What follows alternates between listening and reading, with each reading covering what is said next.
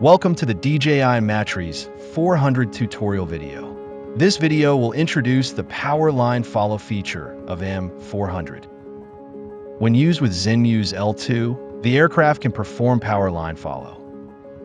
In the pre-flight checklist, set RTH altitude to at least 1 meter above the highest nearby obstacle.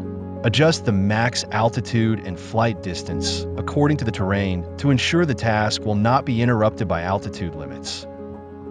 Set the horizontal and the upward sensing alert distances to 10 meters and the downward sensing alert distance to 5 meters. Once the setup is complete, switch the remote controller to in mode and fly the aircraft above the power tower. Tap the power line follow icon on the upper left corner to open the task parameter setting panel on the right. Name the task folder and select the corresponding power line type based on the on-site situation, which increases the accuracy of route detection. If the line on site is a distribution line, select distribution line for power line type. In this case, the follow speed can be set between 1 to 15 meters/s, with a default value of 8 meters/s. Set the power line follow altitude, which can be set between 10 to 50 meters, with a default value of 30 meters. If the line on site is a main power transmission line, select transmission line for power line type. In this case, the follow speed can be set between 1 to 15 meters/s, with a default value of 10 meters/s. Set the power line follow altitude, which can be set between 10 to 50 meters, with a default value of 30 meters. The gimbal tilt angle can be set from -90 degrees to -70 degrees, with a default value of -70 degrees. It is recommended to use the default setting.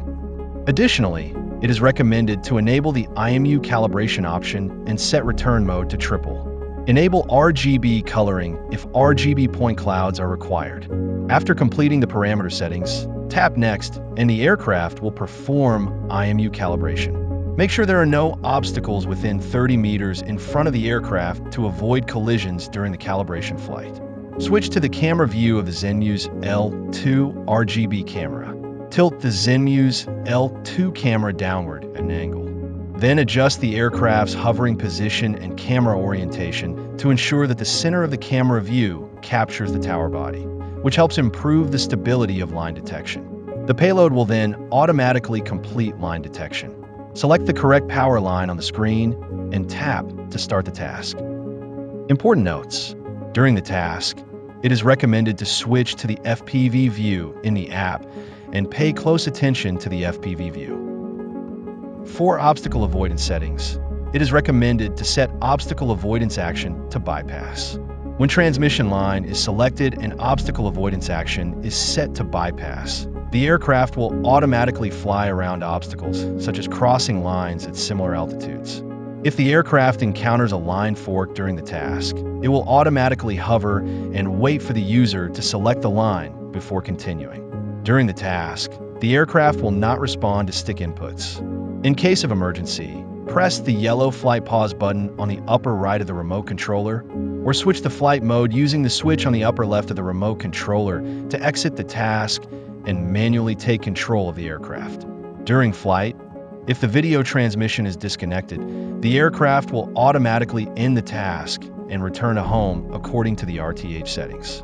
When exiting or interrupting the task, the app will automatically record the aircraft's current position on the map and generate a pin. When resuming the task, you will see the end point of previous operation on the map, making it easier to plan subsequent tasks.